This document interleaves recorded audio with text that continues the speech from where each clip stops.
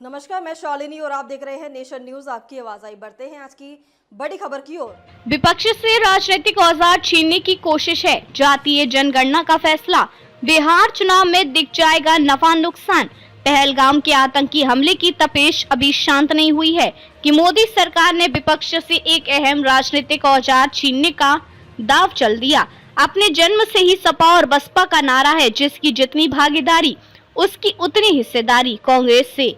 ये मुद्दा हथियाने की रणनीति और लोकसभा चुनाव के परिणामों से भाजपा में भी अंदर खाने जातीय जनगणना कराने की मांग उठ रही थी। केंद्र सरकार के एकाएक लिए जातीय जनगणना कराने के फैसले का लिटमस टेस्ट भी बिहार चुनाव में हो जाएगा।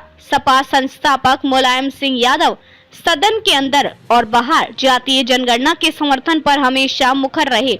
बसपा संस्थापक काशीराम की 1982 में आई चर्चित पुस्तक चमचा युग में शुरू से लेकर अंत तक भागीदारी का प्रश्न प्रमुखता से उभर कर सामने आया।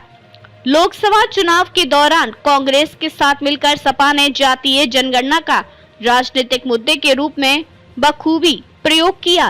इधर सपा अध्यक्ष अखिलेश यादव ने तो यहां तक कहना शुरू कर दिया कि यूपी में जिलेवार पीडीए पिछड़े दलित और अल्पसंख्यक और गैर पीडीए अधिकारियों का डाटा जारी करेंगे। कई जिलों में तो सपा ने इसके आंकड़े भी जारी कर दिए हैं। बसपा प्रमुख मायावती भी अपने बचे वोट बैंक की रखवाली के लिए गाहे बगाहे जातीय जनगणना के पक्ष में आवाज बुलंद करती रही हैं। लोकसभा चुनाव के बाद भाजपा नेतृत्व को भी लगने लगा कि यह मुद्दा जनता में असर दिखा रहा है। भाजपा के पूर्व प्रदेश अध्यक्ष और उप मुख्यमंत्री केशव प्रसाद मौर्य भी कई बार सदन और उसके बाहर ये कह चुकी हैं कि वे जातीय जनगणना के खिलाफ नहीं हैं।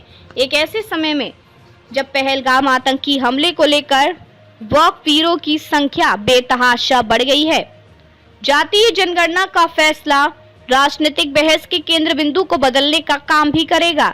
जेएनयू के सेवानिवृत्त शिक्षक और समसामयिक राजनीतिक मामलों के विशेषज्ञ प्रोफेसर रवि कुमार कहते हैं कि भाजपा की राजनीति का सकारात्मक पक्ष ये है कि वे अपने खिलाफ कोई धारणा बनने देना नहीं चाहती। आम जनता में यह संदेश जा रहा था कि जातीय जनगणना ना कराकर भाजपा ओबीसी हितों की अनदेखी कर रही है। इससे पहले कृषि कानूनों को भी भाजपा ने इसी सोच के साथ वापस ले लिया था। तब तक के लिए बस इतना ही। फिर होगी आपसे मुलाकात। तब तक के लिए नमस्कार और देखते रहिए नेशन न्यूज, आपकी आवाज।